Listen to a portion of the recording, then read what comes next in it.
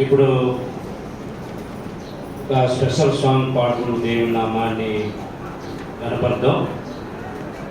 సుమని అలాగే మాధవి ఇద్దరు వచ్చి చక్కనటువంటి పాట పాడుతుండగా దేవుణ్ణి కనపడుతున్నాం. సిలువా ఓ సిలువా నీకెందుకే విలువా, సిలువా ఓ సిలువా నీకెందుకే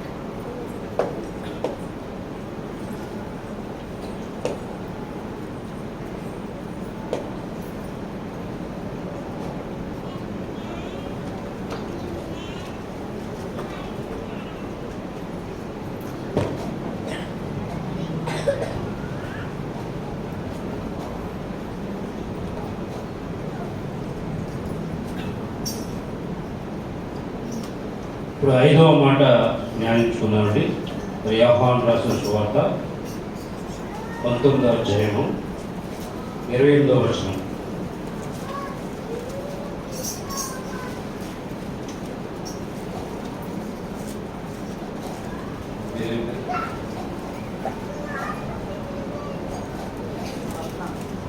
స్వప్న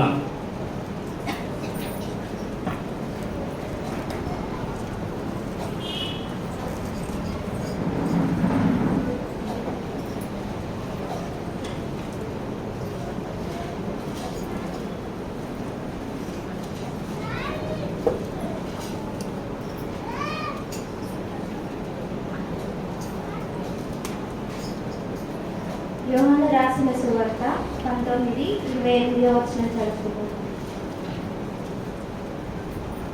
అటు తరువాత సమస్తమును అప్పటికి సమాప్తమైనదని యేసు ఎరిగి లేఖనము నెరవేరునట్లు నేను దప్పికొనుచున్నానని. దప్పికొనుచున్నానని పలికెను అలసిన బలనామముతో. దప్పికొనుచున్నానని పలికెను అలసిన బలనామముతో. లేఖనం నెరవేరెను, నెరవేరెను దైవసుతుని మాటతో, పరిశుద్ధుని పలుకుతో.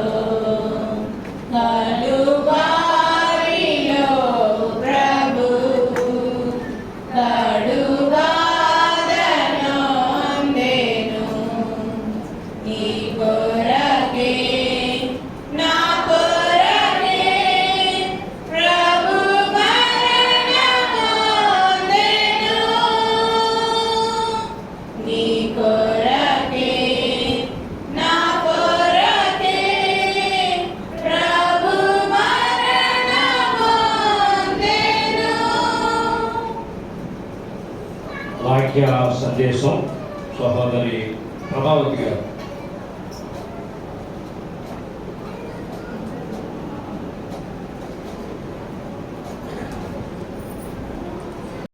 దేవుని నామానికి వందనాలు చెల్లిస్తున్నాను. దేవుడిచ్చిన సమయాన్ని బట్టి దేవాది దేవునికి కృతజ్ఞతాస్తుతులు చెల్లిస్తున్నానండి. కేవలం ఇక్కడ ఉండి ఈ వాక్యాన్ని పంచుకోవడానికి మాత్రం నా దేవుడే నాకు సహాయం చేశాడని మాత్రం నేను ఒప్పుకుంటున్నానండి. ఎందుకంటే ప్రార్థన మాత్రం చేశాను. నాకు ఇచ్చారు సమయం అంటే అది మాత్రం ఆత్మ ప్రేరేపణ ద్వారా నాకు ఇచ్చారని మాత్రం నేను నమ్ముతున్నానండి. నాకు ఇచ్చిన వాక్యం వచ్చి యోహాను సువార్త 19వ అధ్యాయము 28వ వచనం. ఇంకొకసారి మీరు చదవండి. సమస్తమును అప్పటికి సమాప్తమైనదని యేసు ఎరిగి లేఖనము నెరవేరినట్లు నేను తప్పికొనుచున్నానని. కదండి, ఇక్కడ అన్ని వాక్యాలు కూడా మనం చూసుకున్నాము. కానీ ఈ వాక్యం అయితే నేను తప్పికొనుచున్నాను అని దేవుడు మనతో మాట్లాడుతున్నాడు. కానీ శరీరానుసారమైన దాహం కాదు, కానీ ఆత్మానుసారమైన దాహము మన దేవాది దేవుడు కలిగి ఉన్నాడని మనం ఇక్కడ చూడొచ్చండి. ఆయన రక్తముతో మనల్ని కన్నాడు గనుక, కొన్నాడు గనుక, ఏర్పాటు చేసుకున్నాడు గనుక ఈ మధ్యాహ్న కాల సమయమందు నిన్ను నన్ను కూడా అడుగుతున్నాడు. ఏంటి అంటే, నా దాహానికి మీరందరూ కూడా పాత్రులు కాగలరా, లేదా నా దాహానికి మీరు పని పాత్రలుగా మీరు అదే అంటే పని చేయగలరా అని దేవుడు నిన్ను నన్ను అడుగుతున్నాడండి. దీనికి ఒకే ఒక అధ్యాయం నేను తీసుకున్నానండి. సమరయశ్రీ అని ఆమె యోహాను సువార్త 4వ అధ్యాయము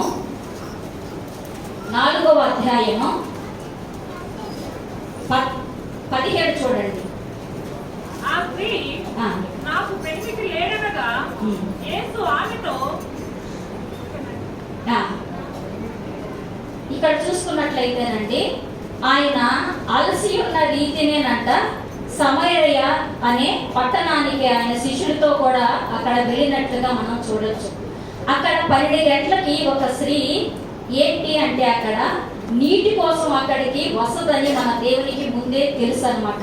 కానీ అక్కడికి వచ్చిన తర్వాత నేను ఇచ్చు నీళ్లు నువ్వు త్రాగితే ఇంకా ఎన్నటికీ కూడా నీవు తప్పికొన నేరం అని ఆమె చెప్పినప్పుడు ఆమె అయితే అయ్యా నేను ఇంకెన్నటికీ కూడా మరలా వచ్చి నీరు చేదకుండానట్లుగా నీవు నాకు ఈ నీటిని నువ్వు నాకు ఇవ్వగలవా అని చెప్పి ఆమె మన దేవాది దేవుని అడిగినట్లుగా మనం ఇక్కడ చూడొచ్చు.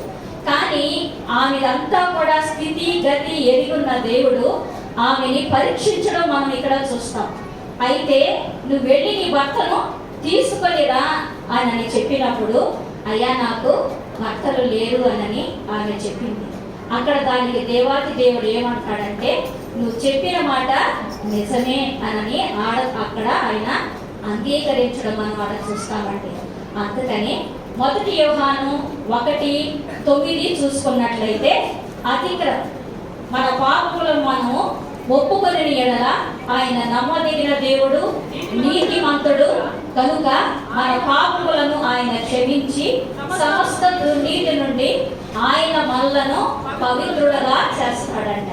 అంటే అక్కడ ఆమె వెంటనే యేసు చెప్పిన మాటకి ఆమె అక్కడ అంగీకరించి ఒప్పుకుందండి. అందుకనే పాపములంట ఒప్పుకోవాలి కానీ కప్పుకోకూడదు మన దేవాది దగ్గర. అప్పుడే మనం ఆయనలో నిలబడగలం. అర్థమవుతుందండి.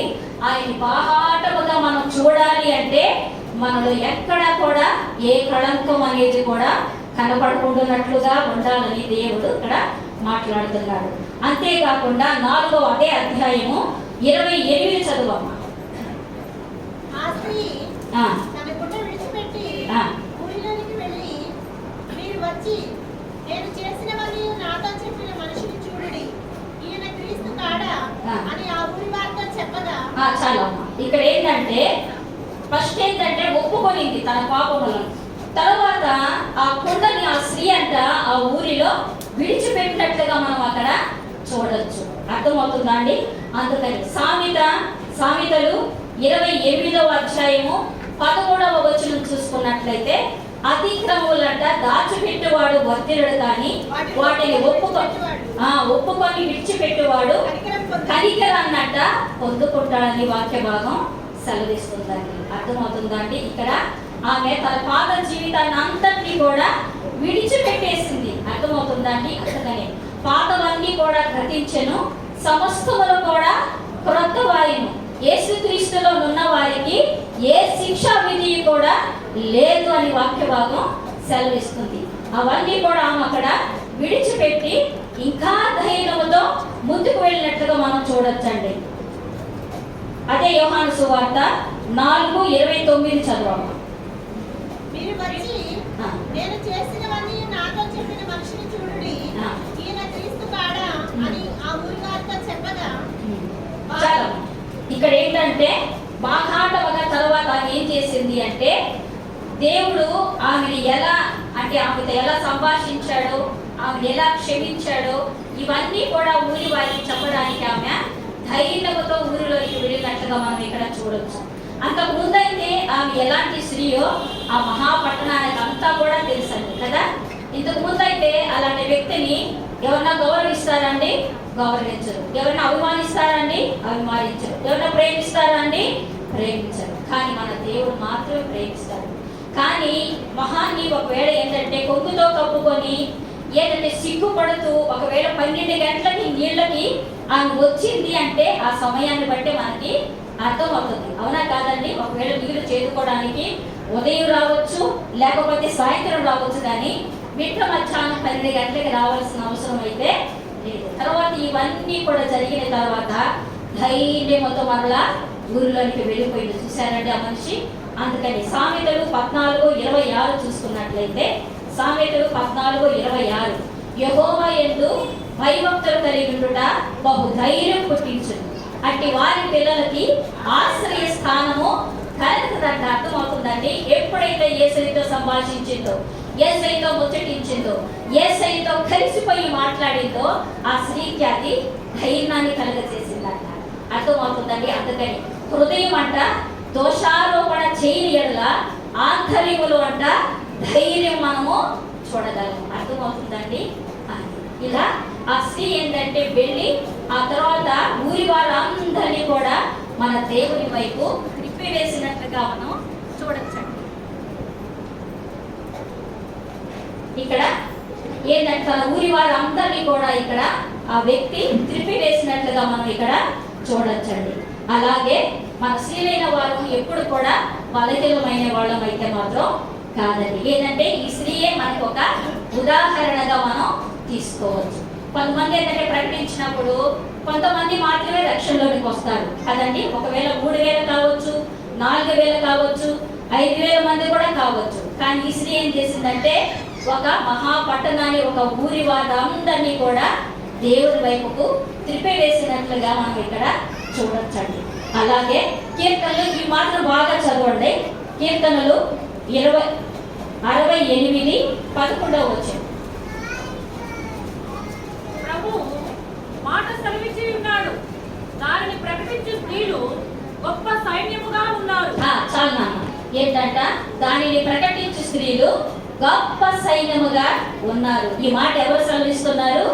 దేవుడైన యెహోవాయే వాక్య భాగం ఇక్కడ సెలవిస్తున్నారు.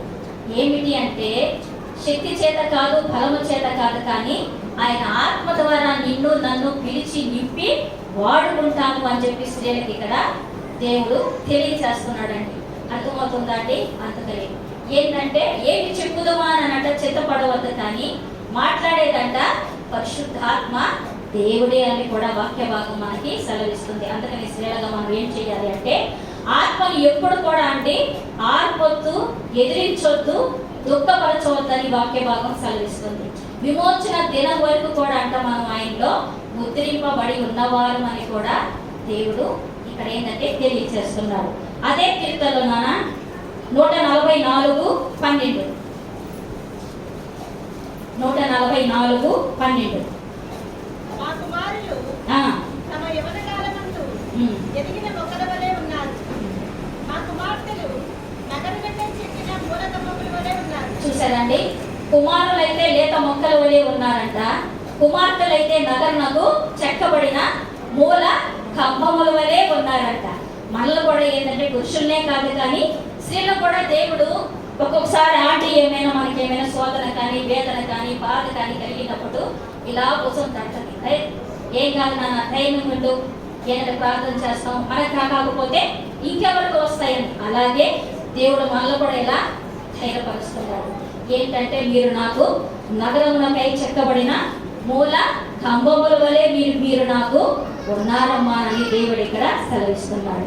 అందుకని నన్ను బలపరచువాని ఎందే నేను సమస్తమును కూడా చెయ్యగలను అని వాక్య భాగం సెలవిస్తుందండి. ఏంటంటే రక్షణ పొందుకున్న తర్వాత అండి ఏంటంటే నడిపించిన కళ్ళు ఉందన్నమాట. అవేంటంటే ప్రసంగాలు ఎక్కువైపోయిన తర్వాత నన్ను కూడా ఏంటంటే పాలు పొందుకులు పొందుకోమంటుంది, ఏంటంటే పంచుకోమంటుంది అనమాట. నేను కనీసం ఏంటంటే 3 నెలలు 4 నెలలు కూడా దాటలేదు. అప్పుడు నాకేమొస్తాయండి? నాకేమి రావు.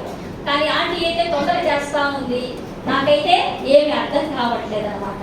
కానీ ఏంటంటే ఒక మధ్యాహ్న కాల సమయం ముందు గృహంలో నేను అన్నమాట ప్రార్థన చేశాను. యేసయ్యా వాళ్ళైతే చాలా రిఫరెన్స్ తీసి చెప్తా ఉన్నారు, నాకైతే ఏమి రాదు, ఏమి తెలియట్లేదయ్యా, నా రెఫరెన్స్ మాత్రం నువ్వే నాతో మాట్లాడాలి, నాకు తోడుగా ఉంటావా, నన్ను వాడుకుంటావా, నేను దానికి పనికొస్తానా అని చెప్పి అడిగాను. ఆ తర్వాత నిద్రపోయాను అనమాట, బాగా ఏడ్చి నిద్రపోయాను.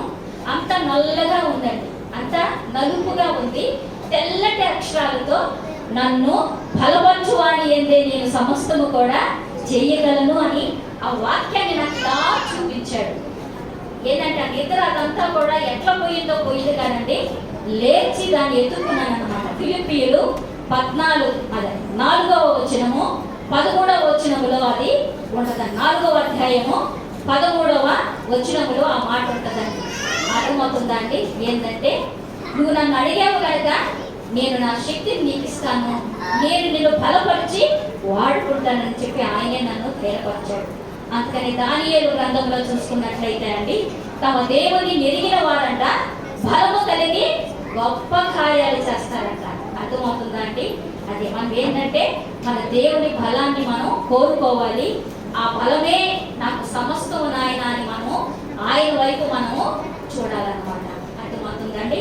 ఇంకొక వచనం చూసుకుంటాము. ఇర్మియా 9వ అధ్యాయము 17-18. సైన్యములకు అధిపతి యెహోవా ఇలాగ సెలవిచ్చుచున్నాడు, ఆలోచింపుడి, రోదనము చేయు స్త్రీలను కనుగొనుడి, వారిని పిలువనప్పుడి, తెలివిగల స్త్రీలను కనుగొనుడి, వారిని పిలువనప్పుడి.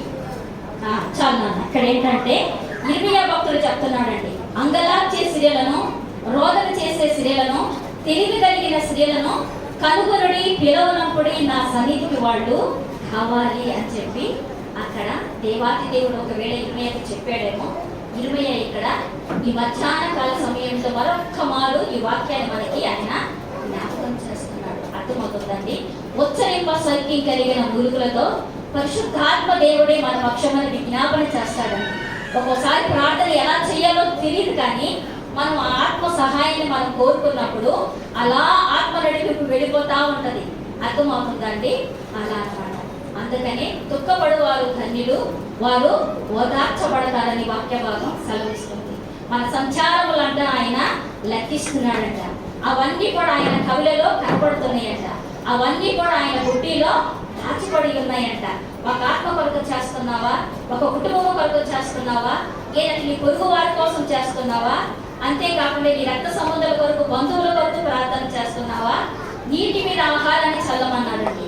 చాలా నిలువుల తర్వాత అది నీకు కనపడుతుంది. ప్రసంగి 11:1 ఈ మాట మనకి వ్రాయబడుతుందండి. ఏంటంటే స్త్రీలనే బలపరుస్తుందని చెప్పి బ్రదర్స్ ఏమైనా అనుకోవచ్చేమోనండి. ఒక 3 వాక్యాలు మాత్రమే చూసుకొని నేను ముగిస్తానండి. యెహోషువ 24:15 చూసుకున్నట్లయితే చదవద్దామా? యెహోషువ 24:15 చూసుకున్నట్లయితే, నేనును నా ఇంటి వారును యెహోవానే సేవిస్తామని చెప్పి ఎంత రోషంగా మాట్లాడుతున్నాడమ్మా. అతనే కాకుండా మా ఇంటి వారందరూ కూడా ఆయన్ని మేము సేవిస్తాం. అందుకని పైన ఆకాశం అంతే కానీ, కింద భూమి అంతే కానీ, దాని కింద నీడ ఎందే కానీ ఏ దేవుడు కూడా మనము పూజించొద్దు, ఆరాధించొద్దు, సాగిల పడవద్దు, వాటిని మనం మొక్కొద్దు అన్నమాట. ఇర్మియా 9:1 చూసుకున్నట్లయితే, ఇర్మియా 9:1 చూసుకున్నట్లయితే, నా జనులు హతమైన వారి గురించి నేను దివారాత్రులు కన్నీళ్లు విడుచున్నట్లు నా తల జలమయముగాను నా కన్ను కన్నీళ్ల ఓటగాను ఉండునుగాకనని ఇర్మియా భక్తుడు చెప్తున్నాడండి. అర్థమవుతుందండి. తన వారందరి కొరకు అంట ఆయన జలమయముగా తన కన్నీరుని కలుస్తాడంట. అర్థమవుతుంది. ఒక్కొక్క తల్లి సాక్ష్యం చెప్తా ఉంటది, నా కన్నీళ్లతో నా కొడుకు కొట్టుకొని దేవుళ్ళలోనికి వచ్చాడమ్మా, నా కుటుంబం రక్షింపబడిందమ్మా అని చెప్తా ఉంటుంది. వింటున్నారా లేదా? అవును కదండి. ఇలాంటి సాక్ష్యాలు కూడా మనం వింటాం. అందుకని కీర్తనలో వ్రాయబడింది కదండి, కన్నీళ్లు విడుచుచు విత్తుపోవాడు, సంతోష గానము చేచు పంటను కోసెదరు. పిడికడి విత్తనములను చేత పట్టుకొని ఏడ్చుచూ విత్తువాడు సంతోష గానము చేచు పళ్ళని మూసుకొని వస్తారని వాక్య భాగం సెలవిస్తుందండి. ఇంకొకటే గలతీ 4:19. గలతీయులు 4:19 అండి. మీరు క్రీస్తు స్వరూపములోనికి మారే వరకు నేను ప్రసవ వేదన పడుతున్నానని అపోస్తలుడైన పౌలు అంటున్నాడండి. చూసావండి, మనం అందరం కూడా రక్షించబడ్డాము. కానీ రక్షించబడ్డాక లోకములో ఎక్కడ మనం చెదిరిపోకుండా ఉన్నామా? అబద్ధాలు ఒకవేళ ఏదంటే ఆడలేక ఉన్నామా అండి? సీరియల్ ఎవరండి చూడండి, ఎవరండి సినిమాలో చూడండి, మామూలుగా అనుకుందాం కదా. ఇప్పుడు ఏంటంటే కామెడీలు ఎక్కువైపోయాయి కదా, కామెడీ షోలు. ఇవన్నీ కూడా ఎవరు ఒకవేళ కరెక్ట్ గా చెప్పండి 100% ఎవరు దేవుళ్ళు ఉన్నామండి? ఎవరు లేరు. అందుకని మన నీతి క్రియలన్నీ కూడా ఆయన సన్నిధిలో మురిగి పుట్టేది.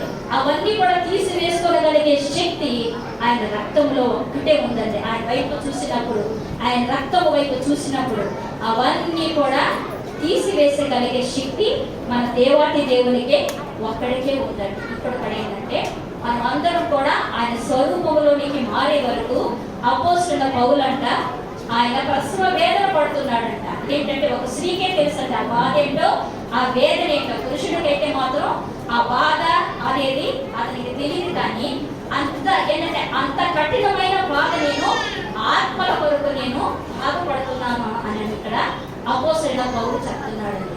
అర్థమవుతుందండి. ఏంటంటే ఇక్కడ కన్నీళ్లతో ఒక ఆత్మను మనం రక్షించుకోగలమని కూడా ఇక్కడ పౌలు ఇక్కడ మాట్లాడుతున్నాడండి. ఏమైనా తప్పులుంటే క్షమించండి. ఇక్కడ ఏంటంటే ఆయన తప్పికొనుచున్నాను. మనమందరం కూడా ఒక సాధనములుగా, ఒక పని పాత్రముగా, ఆవగించంత విశ్వాసం కాదు కానీ ఆవగించలో ఒక కాలు భాగం మనము ఆయన కొరకు ప్రయాసపడి ఆయన దాహాన్ని మనము తీర్చగలిగింది ఏంటి అంటే నూతనమైన ఆత్మలను మనము ఆయన వైపుకు తిరుగుటే ఆయన దాహాన్ని మనము తీర్చిన వారం అవుతామని ఇక్కడ లేఖ భాగం సెలవిస్తుందండి. ఈ కొద్ది మాటలు దేవుడు మనందరినీ మీతో దీవించి ఆశీర్వదించుగాక.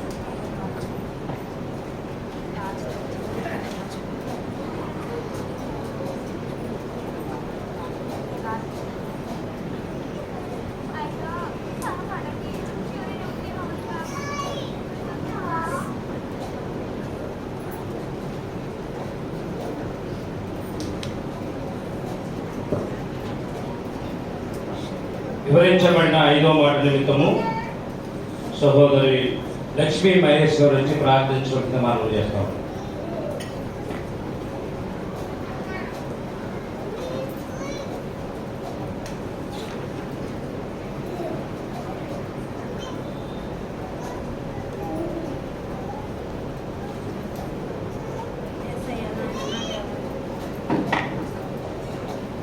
యేసయ్య నాయన నా దేవ నా తండ్రి నా రక్షక కోట్లాను కొడుకులతో పరిశుద్ధులను కొడుకాల్సిన పరలోక తండ్రి మీకే వందనాలు స్తోత్రములు స్తుతులయ్యా నా తండ్రి.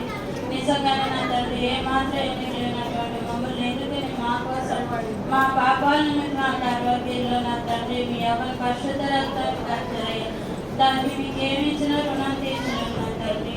నాయన అంత శ్రమ పడుతూ కూడా నాయన 7 బాధలు నా తండ్రి 7 అంశాల గురించి చెప్తా ఉన్నారు నా తండ్రి. నాయన చెప్పిన 5వ అంశం గురించి ప్రార్థన చేస్తున్నాను నా తండ్రి. నిజంగానే నా తండ్రి దక్కుతున్నామన్నా నా తండ్రి. నాయన ఆత్మల కొరకు మీ నాన్న దక్కుతున్నారు నా బాబు. నాయన నా దేవ నా రక్షణ ఎన్నో ఆత్మలు రక్షించబడి ఉన్నాయి నా తండ్రి. ఈ లోకంలో నా తండ్రి ఈ లోక భాషలో నా తండ్రి ఈ లోక కోరికలు ఎంతో మంది కొట్టుకుపోతా ఉన్నారు నాయన. ఏ యొక్క ఆత్మ నశించడం మీ చిత్తం కాదు కానీ నా బాబు ప్రతి ఒక్క ఆత్మ మిమ్మల్ని ఎరిగి మిమ్మల్ని స్తుతించే బిడ్డగా చేయండి నా బాబు.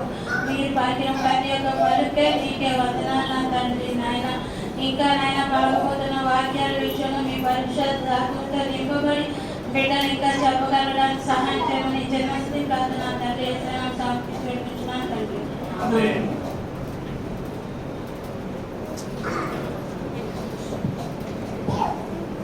ఇప్పుడు 6వ మాట యోహాను రాసిన సువార్త 19వ అధ్యాయము 30వ వచనం. సురేఖ.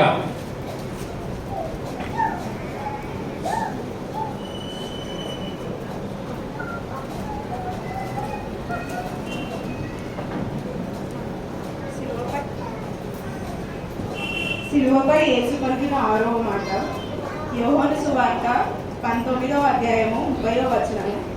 యేసు ఆ చిరక పుచ్చుకొని సమాప్తమైనదని చెప్పి తన మంచి ఆత్మను అప్పగించాడు. సమాప్తమైనదని ప్రభు సమసిపోయెను. సమాప్తమైనదని ప్రభు సమసిపోయెను. వచ్చెను వాదన వచ్చెను వాదన మన దోషమములకై మన అతిక్రమములకై కలువారిలో ప్రభు కడుబాధనొందెను. నీ కొరకే నా కొరకే ప్రభు మరణమొందెను. నీ కొరకే నా కొరకే ప్రభు మరణమొందెను.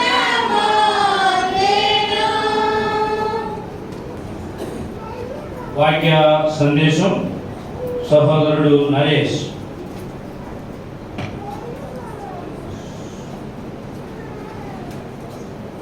రైతులారండి.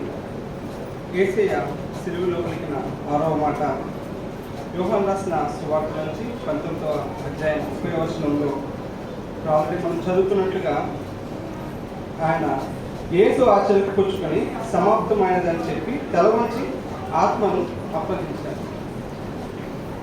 మనందరికీ తెలుసు సిలువలో యేసయ్య పలికిన మాటలు అన్నీ ప్రతి మాట చాలా చాలా అర్థంతో కూడుకున్న మాటలని మనందరికీ తెలుసు.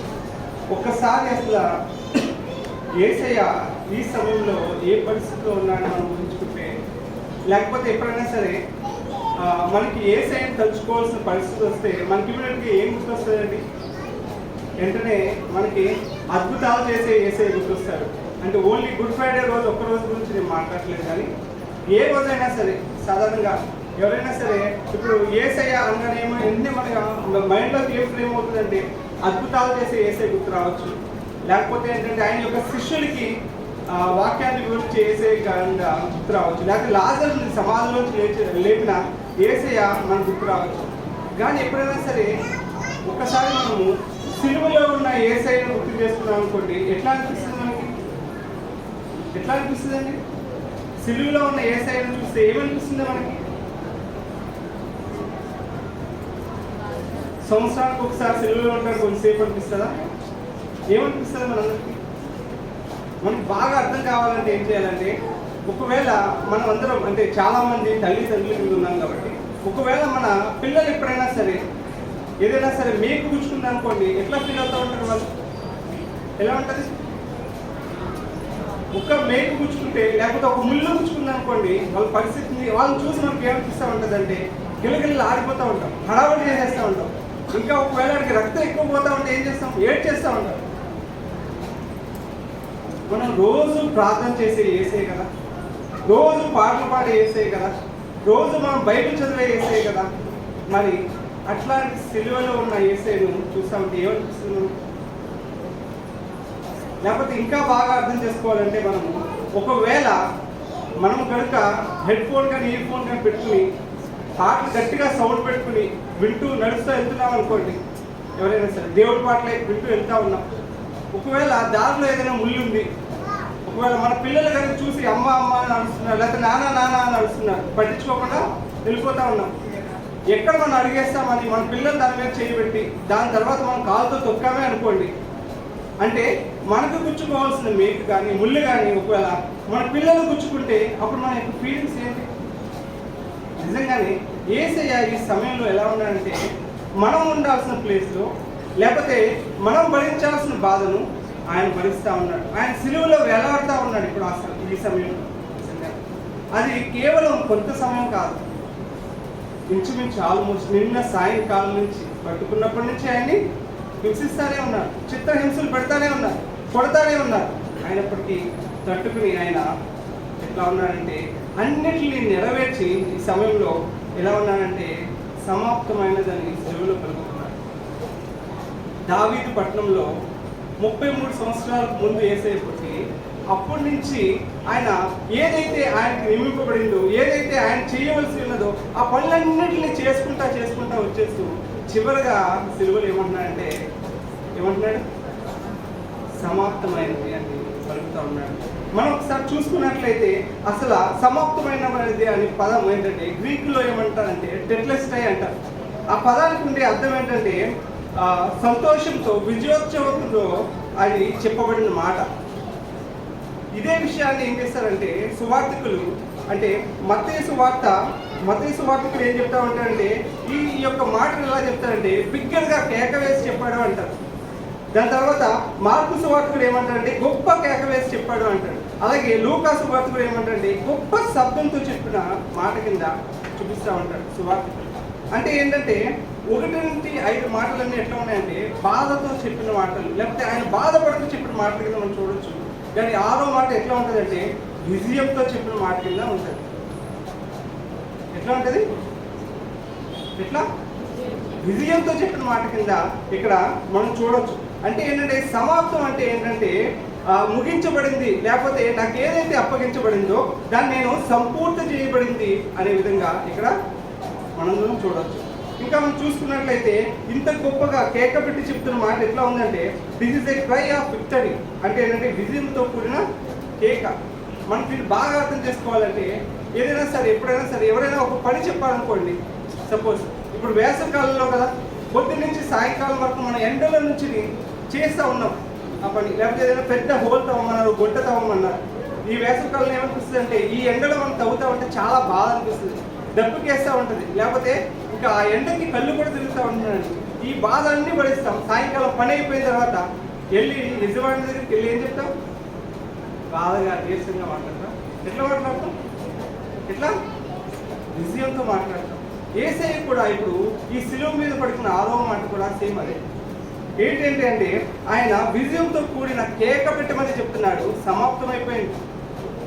ఇంకా దాని తర్వాత ఏంటంటే this is a cry of jubilation. అంటే ఆనందోత్సవంతో కూడిన కేక కింద మనము ఈ యొక్క పిలుపుని చూడవచ్చు.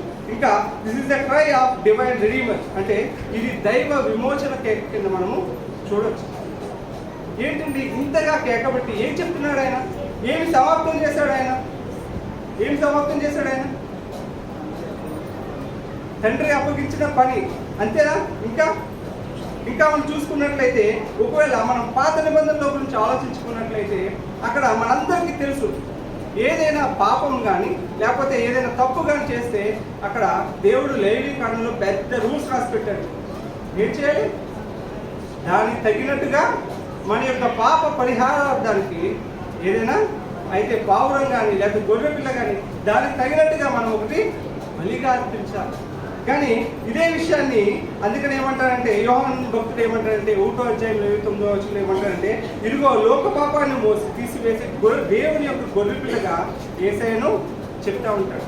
ఇంకా మనం చూసుకున్నట్లయితే పత్రిక పాఠనాలలో చూసుకున్నట్లయితే ఈ యొక్క సమాప్తమైందంటే ఏంటంటే పాపం కోసం తన పడవలసిన బాధలన్నింటినీ భరించి ఒక బలి అర్పణ అనేది పూర్తి అయిందనే విషయాన్ని అపోస్తలుడైన పౌలు రోమీయులకు రాసిన పత్రికల్లోనూ అలాగే కొరింథీయులకు రాసిన పత్రికల్లోనూ ప్రతి పత్రికల్లోనూ మెన్షన్ చేస్తూ ఉంటాడు. ఏంటంటే మన కోసం ఏంటంటే మనం పడవలసిన బాధలన్నింటినీ ఆయన యేసయ్య ఏం చేస్తాడంటే సిలువలో పడుతూ అలాగే మన కోసం ఆయన బలిగా అర్పింపబడ్డాడు అనమాట. ఈ పని పూర్తయిందని సమాప్తమైందని చెప్తున్నాడు అనమాట. ఇంకా చూసుకున్నట్లయితే లోకం యొక్క పాపానంతటినీ ఆయన ఏం చేశాడు? తీసివేశాడు. ఇంకా ఏం చేశాడంటే తన ప్రజలు ఏం చేశాడంటే తన రక్తంతో కడిగి వేస్తున్నాడు అనమాట. ఇంకా ఏంటంటే పాపముల నుండి విడుదల రక్షణ అందుబాటులోకి తెచ్చాడు. మనం చూసుకున్నట్లయితే జెనసిస్ అంటే ఆది కాలంలో 3వ అధ్యాయంలో అక్కడ దేవుడు ఒక మాట చెప్తాడు. ఏంటంటే మనందరికీ తెలుసు అవ్వతో అక్కడ అవ్వకి ఒక శిక్షను విధించిన తర్వాత ఏమంటారంటే ఇవన్నిటినీ మిమ్మల్ని విమోచించాలంటే ఎవరు రావాలి? ఒక విమోచకుడు వస్తాడని ఆది కాండంలో చెప్తాడు. అదే ఇక్కడ నెరవేరుస్తుంది అనమాట. అందుకని ఏంటంటే అది కూడా ఇక్కడ సమాప్తం అయిపోయినట్టు మనము చూడొచ్చు. అయితే ఇంకా మనం చూసుకున్నట్లయితే ఒక 10 పాయింట్లు నేను చెప్పాలని ఇష్టపడుతున్నాను.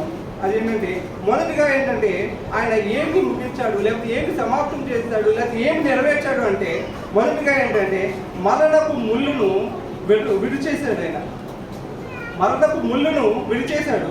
దాని తర్వాత ఏంటంటే రెండవదిగా తండ్రి ఏదైతే ఆయనకు అప్పగించాడో లేకపోతే తండ్రి ఏదైతే బాధ్యతను ఆయనకి ఇచ్చాడో ఆ పనిని ఏం చేశాడంటే నెరవేర్చాడు ఆయన. అలాగే మూడోది ఏంటంటే కష్టమైన పని అయినా సరే లేకపోతే ఎవరూ చేయడానికి సాధ్యం కాని పని అయినా సరే ఆయన చేసి చూపించాడు. అలాగే నాలుగవదిగా చూసుకున్నట్లయితే ఆధ్యాత్మిక పని లేకపోతే దైవ సంబంధమైన పనిని ఆయన ముగించాడు. ఏం ముగించాడంటే దైవ సంబంధమైన పనిని ఆయన ముగించాడు. ఇంకా దైవం యొక్క ప్రణాళికను ఆయన ఏం చేశాడంటే ముగించాడు. నిజంగా మనం బాగా గుర్తుపెట్టుకోవాల్సింది ఏంటంటే ఇవి నేను పాయింట్స్ వైజ్గా చెప్పేస్తున్నాను, కానీ దీనికి ప్రతిదానికి రిఫరెన్స్ తీసుకుంటే చాలా టైం పడుతుంది. అందుకనే ఒక్కో పాయింట్గా నేను చెప్పేస్తున్నాను. కానీ బాగా జ్ఞాపకం చేసుకోవాల్సింది ఏంటంటే ఈ ప్రతి పాయింట్ ఎవరు చేయాలో తెలుసా అండి? ఎవరు చేయాలి? ఒకవేళ పాత నిబంధనలోకి వెళ్ళిపోయామనుకోండి ఈ ప్రతి పాయింట్ నువ్వు నేను మనం చేయాలి మన కోసం. కానీ ఇవన్నీ ఎవరు చేశారంటే యేసయ్య చేశాడు. ఎవరి కోసం చేశాడు? మన కోసం చేశాడు నిజంగా. ఇంకా చూసుకున్నట్లయితే ఆయన పాపం వల్ల వచ్చే జీతాన్ని ఏం చేశాడో తెలుసా అండి? ఆయనే చెల్లించి వేశాడు.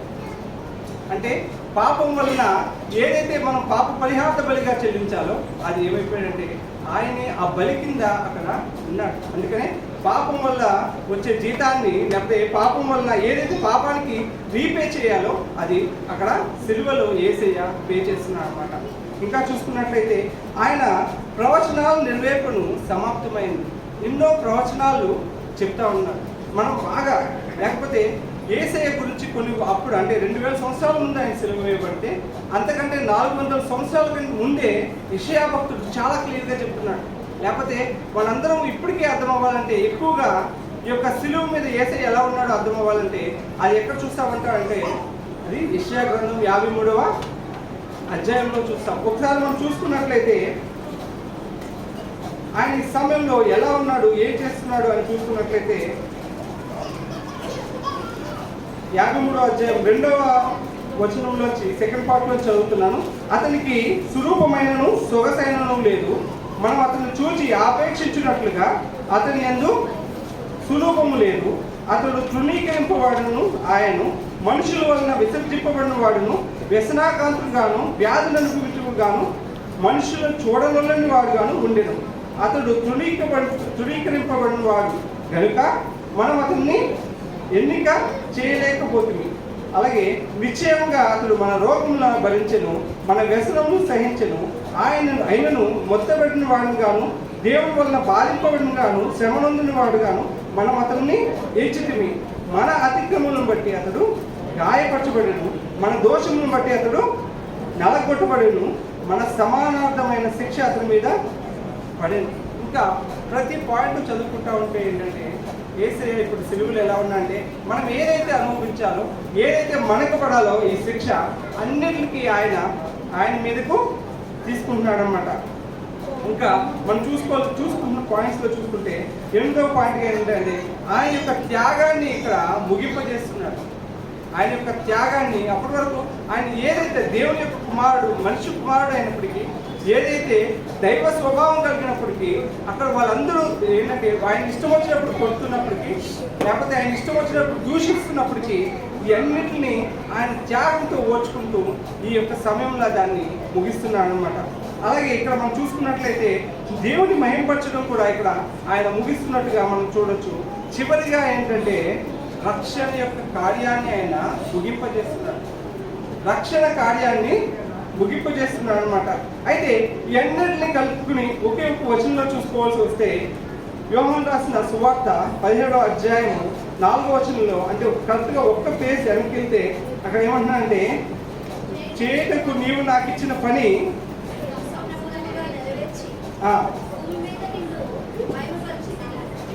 ఏమంటున్నాడంటే సింపుల్గా ఒకే మాటలో చెప్తున్నాడు. నీవిచ్చిన ప్రతి పనిని ఏం చేశాడంటే మధ్యలో వదిలేశాడా? ఏం చేశాడు? అసంపూర్ణంగా చేశాడా? సంపూర్ణంగా ఏం చేశాడంటే ఆయన ఏదైతే పనిని, దేవుడు ఏదైతే పనిని ఆయనకు అప్పగించాడో ఆ పని అన్నింటినీ సంపూర్తిగా చేశాడు.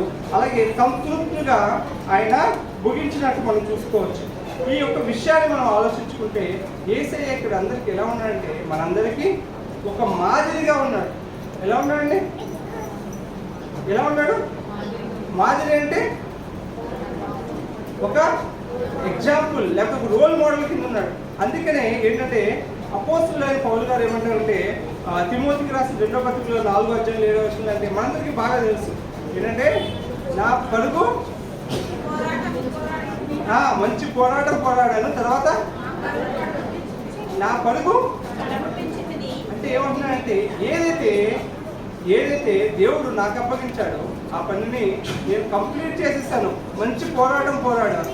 అలాగే ఏమంటున్నాడంటే నా పరుగు అంతటిని నేను సక్సెస్ఫుల్గా కంప్లీట్ చేశాననే విషయాన్ని ఇక్కడ చెప్తున్నాడు. అయితే చివరిగా ఈ యొక్క 6వ మాటలోంచి మనందరికీ ఏమర్థమైందంటే ఏదైతే దేవుడు యేసయ్యకు అప్పగించాడో ఆ ప్రతి పనిని ఆయన సక్సెస్ఫుల్గా కంప్లీట్ చేసేసాడు. అందుకనే ఇది జయోత్సవంతో చెప్తున్నాడు అనమాట ఈ మాట. అయితే ఈ యొక్క 6వ మాట నుంచి మనం నేర్చుకోవాల్సింది ఏమైనా ఉందా అండి? ఏమైనా ఉందా? ఏముంది?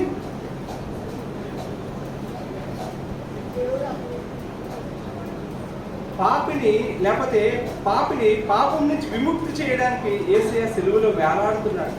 మరి ఆ సిలువ కింద ఉన్న మనము, లేకపోతే ఆ సిలువ చెంత ఉన్న మనము పాపులుగా ఉండి ఏం చేయాలి? చూస్తూ ఉండాలా? మళ్ళా సంవత్సరానికి ఒకసారి వస్తుంది కదా, ప్రతి సంవత్సరం ఇది ఒకసారి చూస్తూ ఉంటే అయిపోతుంది కదా అనుకోవాలా? ఏం చేయాలి? మరి మనం ఏం చేయాలండి? ఏం చేయాలి అంటే మనం అందరం చేయాల్సిన పని ఏంటంటే, మొదటిగా ఏంటంటే పశ్చాత్తాపడాలి. దాని తర్వాత ఏం చేయాలంటే ఈ శుభవార్తను, ఈ సిలువ కూర్చున్న శుభవార్తను మనం విశ్వసించి ఏం చేయాలంటే యేసు ప్రభు మన యొక్క రక్షకుడిగా మనము అంగీకరించాలి. నిజంగానే ఒకవేళ మన యొక్క పిల్లలకి దెబ్బ తగిలితే కేవలం ఏడ్చి ఊడ్చుకుంటే తగ్గిపోతుందా? రక్తం ఆగిపోతుందా? ఆగదు. ఏం చేయాలండి? వెంటనే మనము ఫస్ట్ ఎయిడ్ చేస్తాం ఇమీడియట్గా.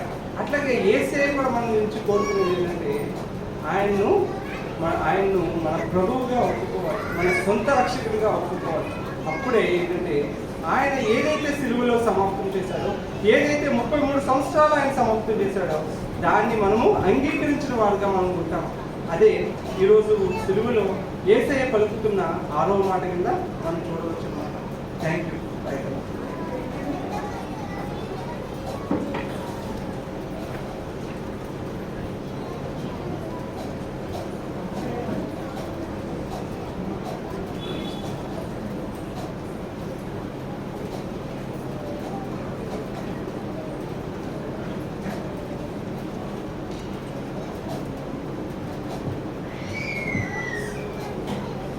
వివరించబడిన 6వ మాట నిమిత్తము సహోదరి సుశీలా ప్రకాష్ ప్రార్థించవలసిందిగా మనం చేస్తాం.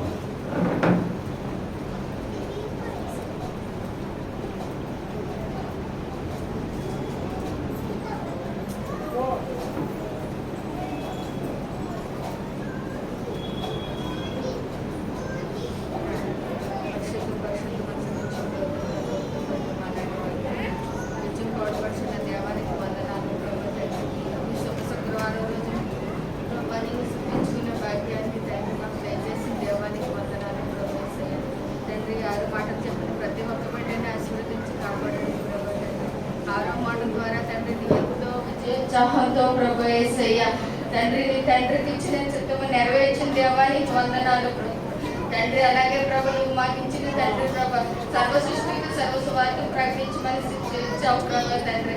ఆ సువార్తను ప్రకటిస్తున్న ప్రతి పరిచారకును దీవించి కాపాడండి ప్రభా తండ్రి. ఆ పరిచారక నిమిత్తం వాళ్ళు చేసే పనుల్లోనూ తోడుగా ఉండండి. ఏ విధమైన సాతాన్ని ఇబ్బందులు ఇరుకులు రాకుండా తండ్రి వాళ్ళని ఆశీర్వదించి కాపాడండి ప్రభు యేసయ్య తండ్రి. 7వ మాట చెప్తున్న బిడ్డను కూడా ఆశీర్వదించి కాపాడండి తండ్రి. ఇటు ఘనతను మాకు ఇచ్చిన దేవానికి వందనాలు ప్రభా తండ్రి. ఇప్పుడు ప్రతి ఒక్క బిడ్డ ప్రభా ఎంతో తండ్రి అదే విధంగా తోడుగా ఉంటాడు ప్రభా యేసయ్య తండ్రి. మీరే తోడుగా ఉండి రక్షించమని వేడుకుంటున్నాం ప్రభా తండ్రి. కార్యాంత పాటు నీవే దగ్గర జరిపించుకొని మా బిడ్డ వేసుకొస్తున్నాం వేడుకుంటున్నాం తండ్రి. ఆమేన్.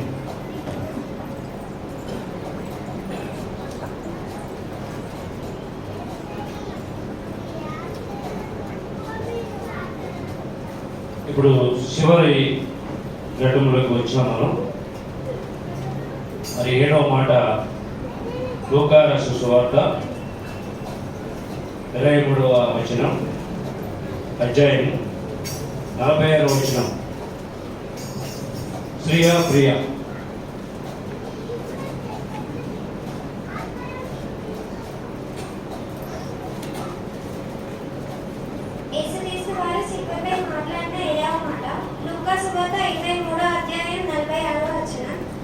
అప్పుడు యేసు గొప్ప శబ్దంతో కేకవేసి, తండ్రి నీ చేతికి నా ఆత్మను అప్పగించమనుచున్నానని ఆయన ఇలాగ చెప్పి ప్రాణము విడిచెను.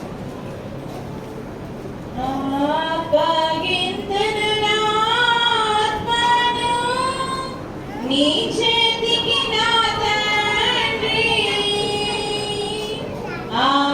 అప్పగింతును నా ఆత్మను నీ చేతికి నా తండ్రి అనుచు ప్రభువు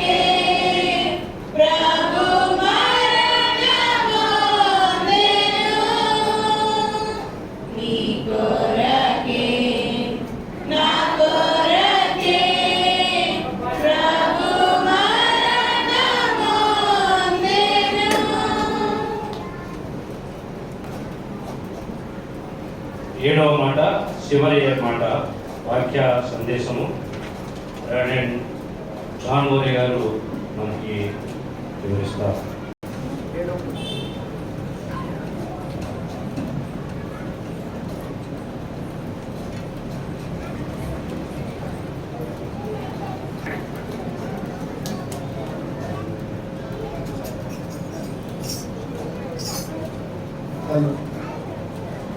ఏడవ మాటను ధ్యానించుకుందాం. దయచేసి చివరి మాట కనుక మీరందరూ నిశ్శబ్దంగా ఉన్నట్లయితే 3ంటికి ఎన్ని పరిస్థితులు అయినా ముగించేయాలి.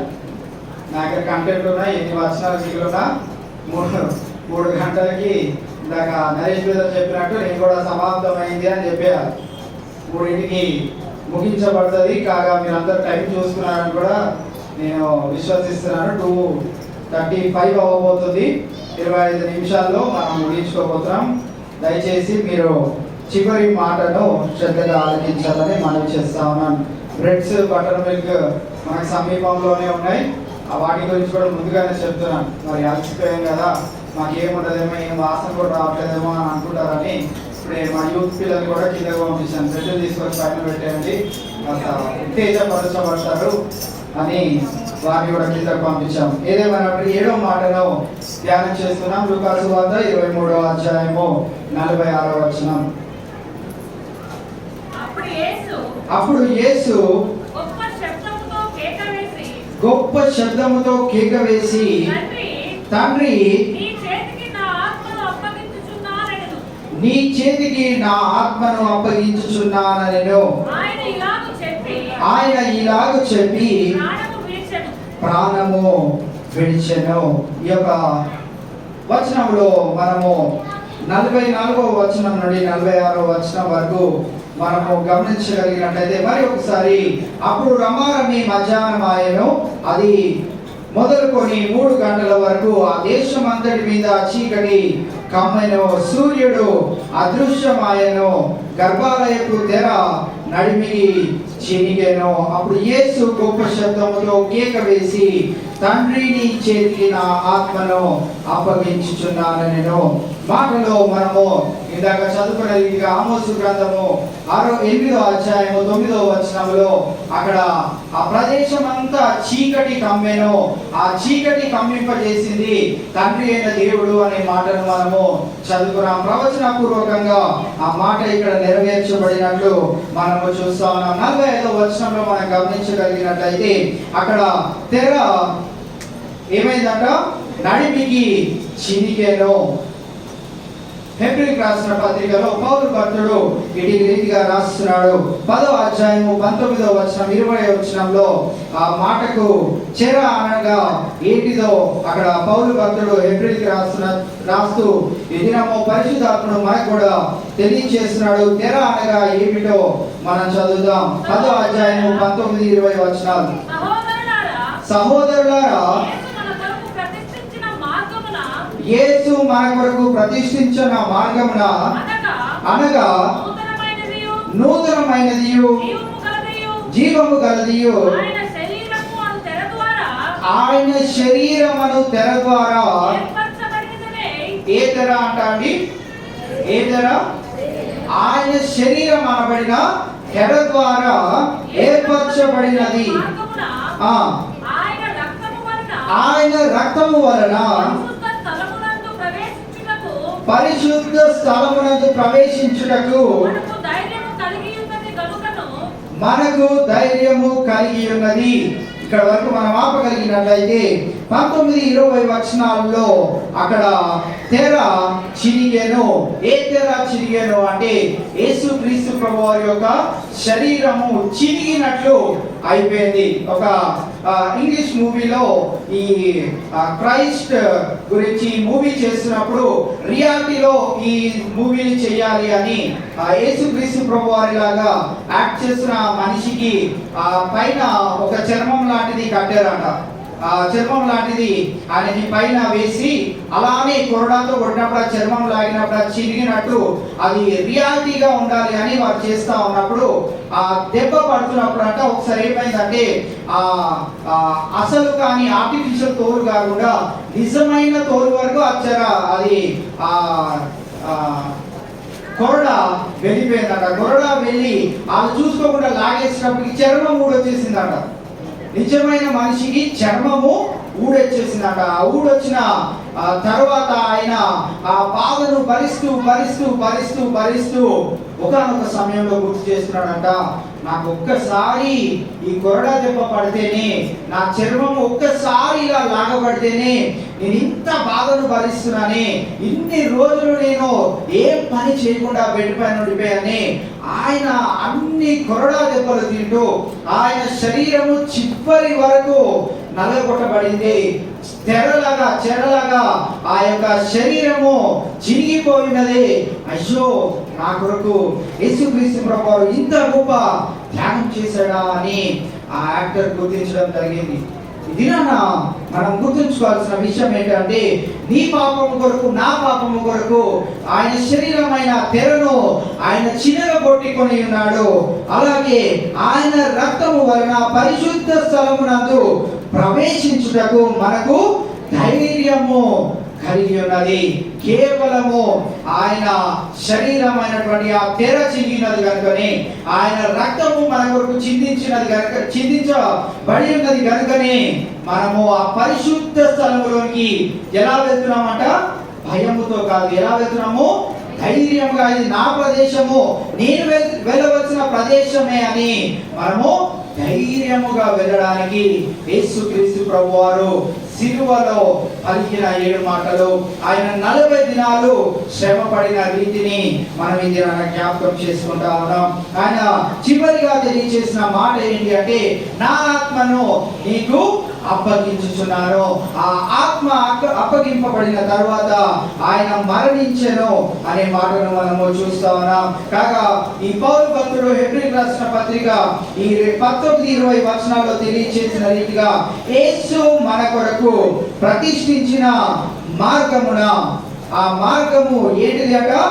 నూతనమైనదియు జీవము గలదియు ఆయన శరీరము అను తెర ద్వారా ఏర్పరచబడినదై మార్గమున ఆయన రక్తం వలన పరిశుద్ధ స్థలమునందు నూతనమైనది జీవము కలిగినది ఆయన శరీరమును తెర ద్వారా ఏర్పరచబడినమైన మార్గము, పరిశుద్ధ మార్గంలోనికి మనమందరము ధైర్యముగా ప్రవేశము పెట్టాలనేది ఆయన చిత్తమై ఉన్నది కనుక ఇందాక బ్రదర్ తెలియజేసిన రీతిగా సమాప్తమైనదని ఆయనకి అప్పగింపబడిన పనులన్నిటినీ ఆయన సమాప్తము చేసి ఆయన ఈ క్షణాన 7వ మాటలో మనం ఏం గమనిస్తా ఉన్నామంటే, ఆయన ఆత్మను తండ్రికి అప్పగించుకొని ఆయన మరణము చెందినట్టు మనము చూస్తా ఉన్నాం. 45వ వచనంలో తెలియచేయబడిన తెర చాలా గొప్పదైనటువంటి తెర. అది మామూలు తెర కాదు, యేసుక్రీస్తు ప్రభువారి యొక్క శరీరమై ఉన్నది.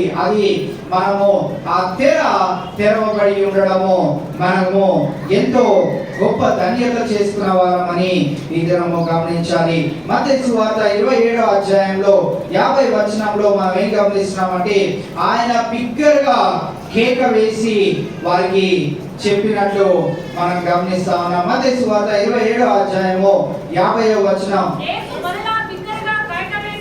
యేసు మరలా బిగ్గరగా కేక వేసి ప్రాణము విడిచెను. ఆ మాట మనము ఎన్నో మాటలు చదువుకున్నామండి.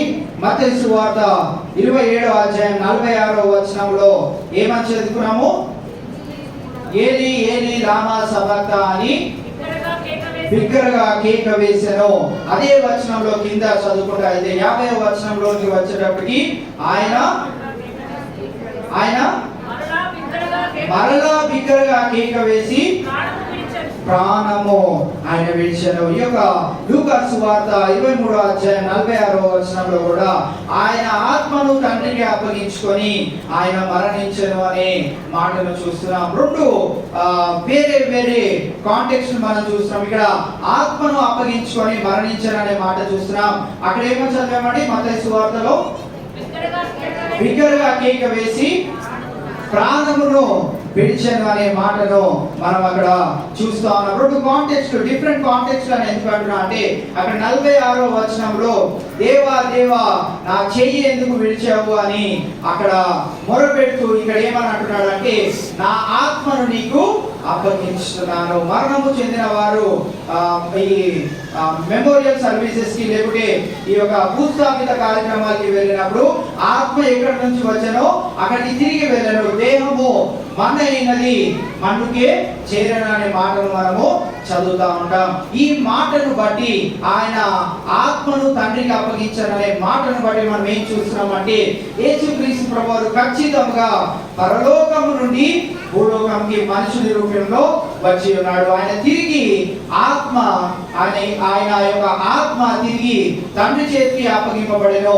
ఆయన శరీరము మటుకు ఏమైంది సమాధి చేయబడ్డది. మరణం ఆయన మానవ రూపాన్ని తెలియచేయడానికి మనము కూడా అట్టి రీతిగా మరణము చెందాలనేది ఆయన కోరిక అయినది కనుక మన భూస్థాపిత కార్యక్రమాల్లో కూడా రక్షింపబడిన వారి గురించి వారు చెప్పే మాట ఏంటి అంటే ఆత్మ ఎక్కడి నుంచి వచ్చిందో అక్కడికి తిరిగి వెళ్ళను, శరీరము ఎక్కడి నుంచి వచ్చిందో అక్కడికి మన్నైపోయాను అనే మాట వారు తెలియజేస్తా ఉంటారు. ఆయన బిగ్గరగా కేక వేసి చెప్పిన మరి ఒక మాట ఏంటి అంటే నా ఆత్మను నీకు అప్పగించుచున్నాను అనే మాటను మనకు తెలియజేసినట్లు మనం గమనిస్తా ఉన్నాం. మత్తయి లూకా సువార్త 23వ అధ్యాయము 46వ వచనంలోనికి మనం మరి ఒకసారి వెళ్దాం. 45వ వచనం నుంచి ఒకసారి చదువుదాం. అప్పుడు రమారమి మధ్యాహ్నం ఆయను 3 గంటల వరకు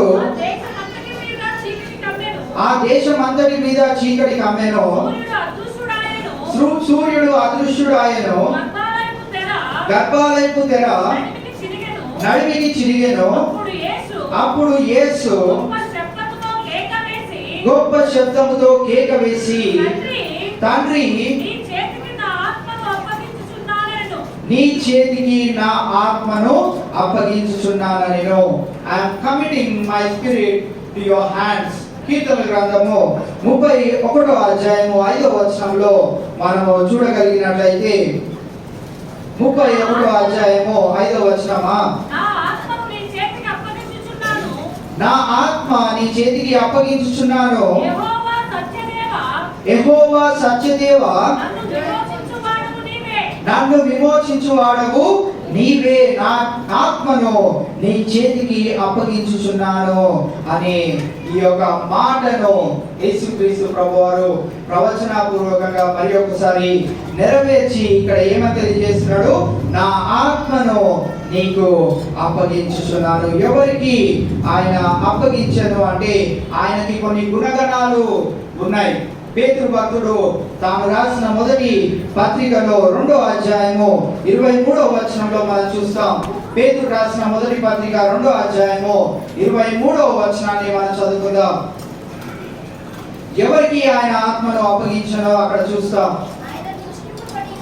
ఆయన దూషింపబడి బదులు దూషించలేదు, ఆయన శ్రమ పెట్టబడి బెదిరింపక న్యాయముగా తీర్పు తీర్చు దేవునికి తన్ను తాను అప్పగించుకొనెను. ఇక్కడ మనము గమనించగలిగినట్లయితే ఎవరికి ఆయన ఆత్మను అప్పగించారట, న్యాయముగా తీర్పు తీర్చు దేవునికి ఆయన తన ఆత్మను అప్పగించారనే మాటను మనం ఇక్కడ చూస్తా ఉన్నాం. 23వ వచనంలో మనము యేసుక్రీస్తు ప్రభువారు చివరి ఈ యొక్క శిలువ ప్రయాణంలో చేసిన పరిస్థితులను మనము జ్ఞాపకం చేసుకుంటా ఉన్నాం. అయితే ఆయన ఎప్పుడు ఇలా లేడు. ఎలా అంటే దూషింపబడిన వారిని బదులు దూషింపకుండా ఆయన లేడు. శ్రమ పెట్టిన వారిని ఆయన హింసించకుండా లేడు. ఎందుకంటే పరిసయ్యులు, శాస్త్రులు, సద్దూకయ్యులు అనేక పర్యాయాలు ఆయన ఏదో ఒక విధంగా ట్రాప్ చేద్దామని, ఏదో ఒక సందర్భంలో ఆయనని ఇరుకాటంలో పెడదామని అనేక సందర్భాల్లో వారు ఎన్ని ప్రయత్నాలు చేసినా కానీ వారికి ఎక్కడ ఆయన లొంగినట్లు మనము చూడము. వారికి ఎలాంటి సమాధానము ఇవ్వాలో యేసుక్రీస్తు ప్రభువారు అలాంటి సమాధానము ఇచ్చి ఉన్నాడు. అయితే ఈ సిలువ సమయంలో మటుకు తండ్రి చిత్తము, తండ్రి మహిమ కొరకు, తండ్రి మహిమార్థమై చేయవలసిన పని కనుక ఆయన దూషింపబడి బదులు దూషింప లేదు, శ్రమ పెట్టబడి బెదిరింపక ఆయన ఏం చేశాడట? న్యాయముగా తీర్పు తీర్చు దేవునికి తన్ను తాను అప్పగించుకొనెను. నీకే నేను అప్పగిస్తున్నాను అని వారిని అలాగే యేసుక్రీస్తు ప్రభువారి యొక్క ఆత్మను తండ్రికి అప్పగించినట్లు మనము చూస్తున్నాం.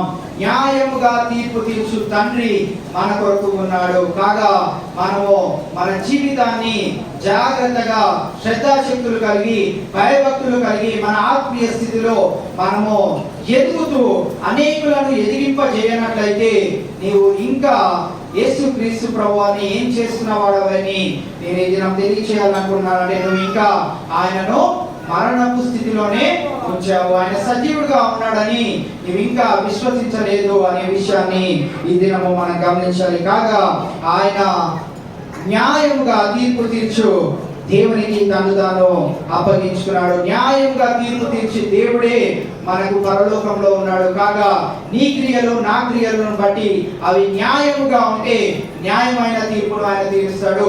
అన్యాయమైనటువంటివి అయితే అన్యాయమైన తీర్పును తీరుస్తాడు. ఆయన అన్యాయపు తీర్పు ఏంటిది అంటే ఆయన నిత్య రాజ్యంలోనికి మనలను త్రోసివేయడమే, నిత్య నరకంలోనికి ఆయన మనల్ని త్రోసివేయడమే. కాగా ఆ నిత్య నరకంలోనికి మనమందరము వెళ్ళకూడదని తండ్రి అయిన యేసుక్రీస్తు ప్రభువారు తన శరీరము ఆయనే అనే తెరను ఆయన చించుకున్నాడు.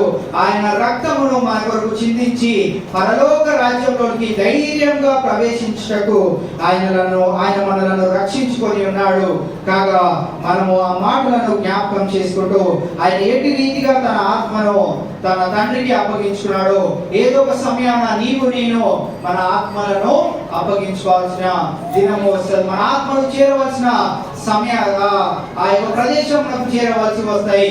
మన ఆత్మలకు న్యాయమైన తీర్పు జరగాలంటే ఇక్కడ మనము నివసిస్తున్న జీవితాంతము మనము న్యాయమైన పనులు చేయవలసిన వారమై ఉన్నాం. కాగా చివరిగా మనం గమనించినట్లయితే ఆరో మాట చదివిన రీతిగా యోహాను సువార్త 19వ అధ్యాయము 30వ వచనంలో మనం చదువుకున్న రీతిగా ఆయన ఏమయ్యాడు?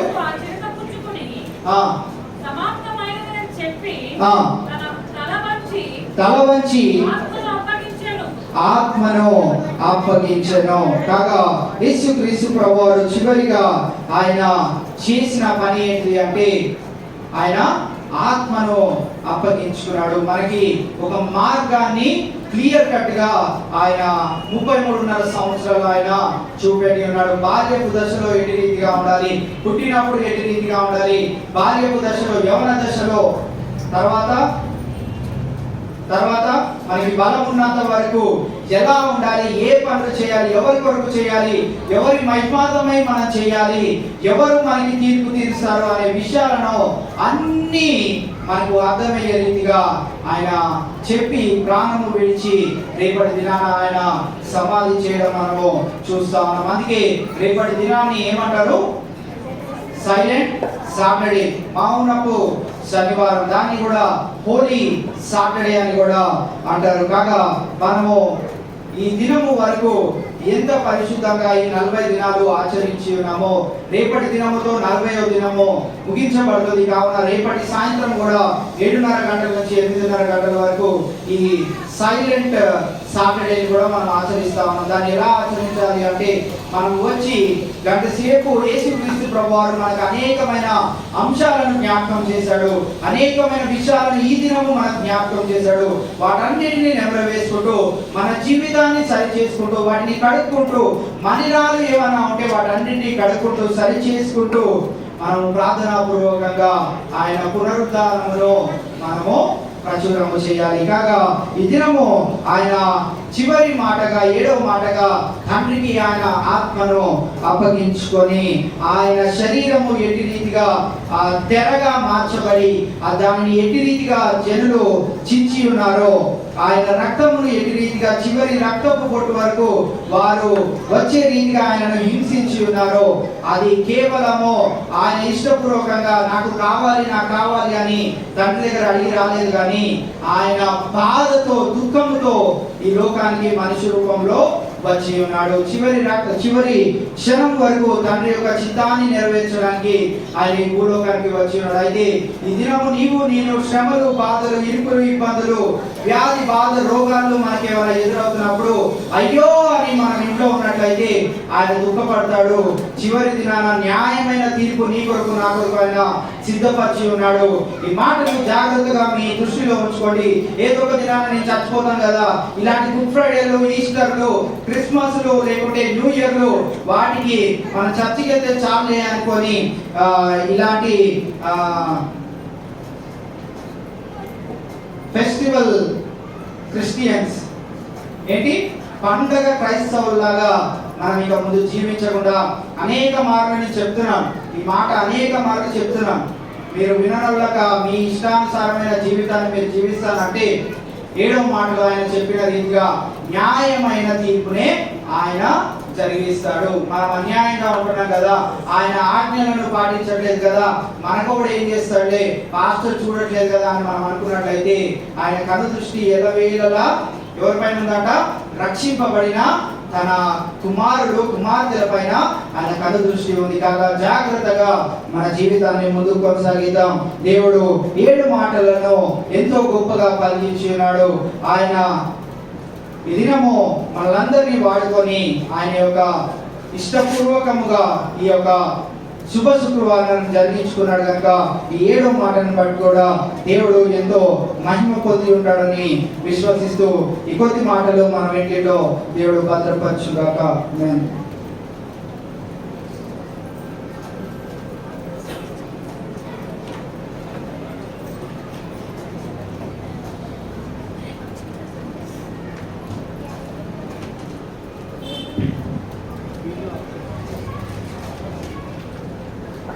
వివరించబడిన 7వ మాట నిమిత్తము సహోదరుడు భాగ్యరాజు గురించి ప్రార్థించడానికి మనం చేస్తాం. ఆలోచనకరంగా సమాధానం చేయబడినటువంటి మా దేవ ఈ యొక్క బంగారు పాత్రలకే వందనాలు తండ్రి. ఈ యొక్క శుభ శుక్రవారము ఆరాధనలో ప్రభా మమ్మలను పాలుమొమ్మలు పొందించి నీ సిలువలో నీవు పలికినటువంటి మాటలు వాటి యొక్క భావములను ప్రతి ఒక్క బిడ్డ వివరించగా తండ్రి మా హృదయములను పులకరింపచేసిన దేవా నీకే స్తోత్రములు తండ్రి. అవును నాయన, జీవాధిపతివి నీవే ప్రభువా. నీ యొక్క ప్రతి మాట మాకు జీవమునిచ్చేది తండ్రి. నిలబడి పలికినటువంటి ప్రతి ఒక్క బిడ్డ హృదయంలోని వాక్యాన్ని నింపినందుకై నీకే స్తోత్రములు దేవా. అవును నాయన, సమస్తమును నూతనపరిచిన వాడవు తండ్రి, సమస్తమును క్రొత్తగా చేసిన వాడవు తండ్రి, సమస్తమును నీ క్రమము చొప్పున జరిగించుతున్న దేవా నీకే వందనాలు తండ్రి. ఈ యొక్క దినంలో ప్రభువా, ఈ యొక్క గడియలో మరొకసారి నీకు వందనాలు చెల్లించుకొచ్చున్నాము తండ్రి. ప్రభువా, ప్రతి ఒక్క బిడ్డ ఇక్కడ చేరి నేను స్తుతించుతుండగా ప్రభువా, ఆ యొక్క ప్రార్థనలు నేడు నీ సన్నిధికి చేరినవని మేము నమ్ముచున్నాము తండ్రి. ఏలయనగా నీవు నిర్దోషమును, నిష్కళంకమును, నిష్కాపట్యమైనటువంటి రక్తము ద్వారా మమ్మలను విమోచించావు తండ్రి. విమోచించబడిన వారుగా మేము చేసేటువంటి ప్రతి ప్రార్థన నీ సన్నిధికి చేర్చున్నదని మేము నమ్ముచున్నాము నాయన. అవును దేవా, ఇక పాపములకును మాకును ఏ సంబంధము లేదు ప్రభువా. పడమడకి తూర్పు ఎంత ఎడమో పాపమునకును మాకును అంత ఎడము కలగ చేసిన దేవా నీకే స్తోత్రములు తండ్రి. ఆరాధనీయుడా నీకే వందనాలు. జీవాధిపతిమైనటువంటి తండ్రి నీకే వందనాలు. మరణమును జయించిన దేవా నీకే వందనములు. నీలో అంటు కట్టబడిన ప్రతి ఒక్క బిడ్డ అదే విధముగా మరణమును జయిస్తారనేటువంటి విజయ సంకేతములు ఈ దినములో మాకు కలుగ చేసినందుకు నీకే స్తోత్రములు దేవా. అట్టి దీవెన, అట్టి ధైర్యము, అట్టి బలమును పొందుకున్న వారమై మరి విశేషముగా, మరి ఎక్కువగా, మరి బిగ్గరగా తండ్రి నీ వాక్యమును ప్రచురపరిచే వారముగా మేము ఉండటానికి ఇక్కడ చేరిన ప్రతి ఒక్క బిడ్డను నీ స్వార్థికులుగా మార్చుమని త్వరలో మా మధ్యకు తిరిగి రానైన నజరేయుడైన యేసుక్రీస్తు నామమున అడిగి వేడుకొనుచున్నాను తండ్రి. ఈ యొక్క శుభ శుక్రవారాన్ని జరుపుకోవడానికి మరి సహాయం చేసినటువంటి దేవాది దేవునికి ఎంతో వందనాలు. మరి నిజంగా దేవుడు చక్కని సమయాన్ని మనకి దయచేశాడు. అలాగే చక్కగా 7 మాటలను వివరించినటువంటి మరి బిడ్డలందరూ కూడా స్వాభ సంఘం తరఫున ప్రత్యేకమైనటువంటి వందనాలు చెల్లించుకుంటా ఉన్నాం. అలాగే చదివి వినిపించినటువంటి బిడ్డలు వారిని బట్టి కూడా ప్రత్యేకమైన వందనాలు. అలాగే ప్రార్థించినటువంటి బిడ్డలకు కూడా ప్రత్యేకమైనటువంటి వందనాలు చెల్లించుకుంటా ఉన్నాం. మరి ఎంతో ఆసక్తితో, భయభక్తులతో మరి ఈరోజు చాలామంది ఉపవాసాలు ఉన్నారు. అలాగే 3 గంటల వరకు ఉండాలంటే ఎవరికి సాధ్యమైన పని అయితే కాదు. మరి చాలామంది సాధ్యంగా ఎక్కడ తొందరపడకుండా, ముఖ్యంగా చిన్నపిల్లలు, పసిబిడ్డలు కూడా ఎంతో ఉత్సాహంతో వారు కనపడుతూ ఉన్నారు. దేవుడు ఇచ్చినటువంటి ఆ బలాన్ని, శక్తిని, ఆరోగ్యాన్ని బట్టి మరొకసారి దేవునికి వందనాలు చెల్లించుకుంటా ఉన్నాం. మరి ఇక్కడ వచ్చిన మీ అందరికి కూడా ప్రత్యేకమైనటువంటి వందనాలు. అలాగే ఈరోజు మరి ప్రతి సంవత్సరము జరుపుకునే విధంగా మరి బ్లడ్ షో మనకి 1లో ట్రాన్స్ఫర్ చేశారు. సుధాకర్, మన వైశ్య బ్యాంకు సుధాకర్ గారి ఫ్యామిలీ, వారిని బట్టి కూడా మరి సంఘం తరఫున వందనాలు చెల్లించుకుంటా ఉన్నాం. అలాగే మధ్యగ సోదరుడు నరేష్ గారు ఫ్యామిలీ వారు ట్రాన్స్ఫర్ చేశారు కాబట్టి వారిని, వారి కుటుంబాన్ని దేవుడు దీవించడానికి అనుదిన ప్రార్థనలో ప్రార్థించాలని మనం చేస్తా ఉన్నాం. మరి వాటి గురించి అక్క పాస్టర్ గారు వచ్చి ప్రార్థించిన తర్వాత అవి ఫండ్స్ అయితే ఇక్కడే తీసుకోండి, తర్వాత మధ్యగా కింద బిడ్డలు డిస్ట్రిబ్యూట్ చేస్తారు. మరి మీరు గమనించాలని మీ అందరికీ కోరుతా ఉన్నాం.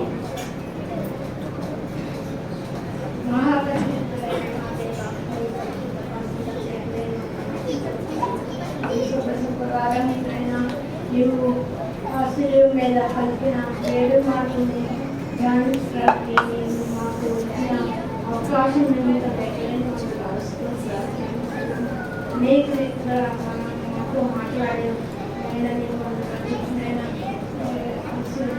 మాట్లాడాలి కనుక ఈ సమయంలో ఆయన మధ్యగా తెలిసిన నరేష్ కుటుంబాన్ని, సుధాకర్ కుటుంబాన్ని నేను దీవించి ఆశీర్వదిస్తే మళ్ళా మేము అందరూ కలిసి నన్ను సరైన కాకలేని నన్ను జరుపుకోవడానికి మీరు దయచేయమని, అలాగే మీరు పునరుద్ధరణ దినాన్ని మాకు ఇస్తారని మీ కృపా సహాయం దయచేయండి. ఇక్కడ కూడిన ప్రతి ఒక్కరికి వారి తీర్చి మీరే మహిమగా తప్పమని నా ప్రభువును రక్షకుడైన యేసుక్రీస్తు పరిశుద్ధ నామములో వేడుకుంటున్నాను తండ్రి. మధ్యలో శనివారం వచ్చింది, ఈశ్వర్ ఆదివారం మనకి 3వ రోజు వచ్చింది కాబట్టి 10 గంటలకి ఆరాధన జరుగుతుంది కాబట్టి మరి మీరు అందరూ గమనించి మరి రావాలని మనం చేస్తూ మరొకసారి మీ అందరికీ ప్రత్యేకమైనటువంటి వందనాలు తెలియజేసుకుంటూ మరి ఆశ ఉంటే మరి పాట పాడుతుండగా ఈ ఫండ్స్ బిడ్డలు, యూత్ బిడ్డలు మరి డిస్ట్రిబ్యూట్ చేస్తారు కాబట్టి గమనించాలని మరొకసారి మీ అందరికీ వందనాలు చెల్లించుకుంటూ ఈ కోటింగ్ ఇంకా ముఖ్యంగా మనం చేస్తా ఉన్నాం.